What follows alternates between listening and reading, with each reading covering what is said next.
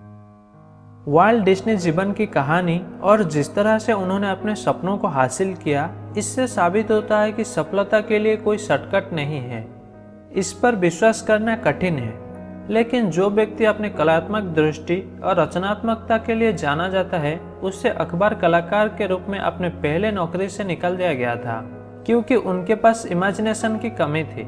लेकिन Walt Disney ने अपने लक्ष्य का पीछा करने और कड़ी मेहनत करने से पीछे नहीं हटे, और उनकी कहानी साबित करती है कि अगर हम आगे बढ़ने के लिए कड़ी मेहनत करते हैं तो हम अपने सपनों को साकार कर सकते हैं। आइए आज हम जानते हैं वाल्ट डिज्नी की सफलता यात्रा की कहानी के बारे में। वाल्ट डिज्नी का जन्म 5 दिसंबर 1901 को चिकागो, इलिनॉइस में हुआ था। उनके पिता इलियास डिज्नी एक आयरिश कनाडियन थे और उनकी मां फ्लोराकल डिज्नी एक जर्मन अमेरिकन थी। उनके 3 भाई और एक बहन थी।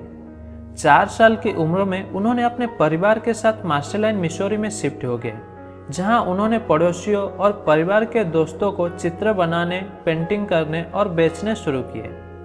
1911 में उनका परिवार कांसास सिटी चला गया, जहां उन्होंने अपने प्रारंभिक शिक्षा प्राप्त की। डिज्नी ने चिकागो में मैकलिन हाई स्कूल में भाग लिया, जहां उन्होंने ड्राइंग और फोटोग्राफी की क्लास ली, स्कूल पेपर के लिए एक कार्टूनिस्ट का काम किया। रात में उन्होंने चिकागो के आर्ट इंस्टीट्यूट में कोर्स किए।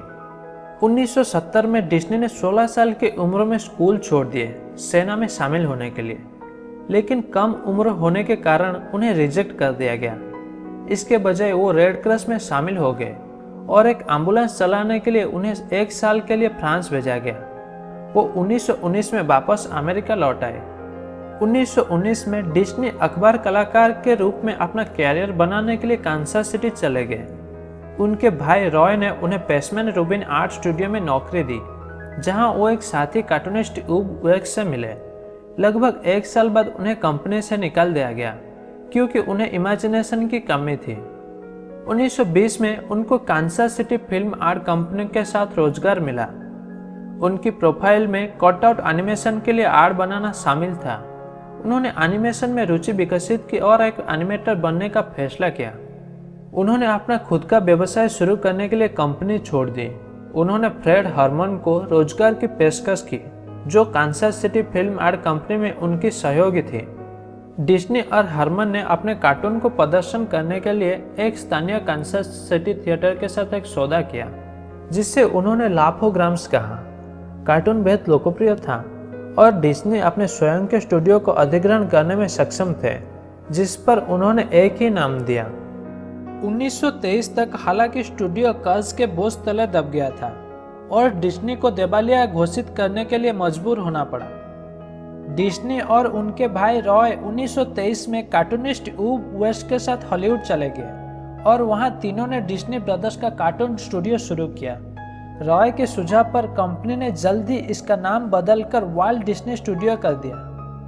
वाल्ट डिज्नी स्टूडियोज की पहली डील न्यूयॉर्क के डिस्ट्रीब्यूटर मार्गरेट विंकलर के साथ थी, ताकि वो अपने अलाइस कार्टून का वितरण कर सके।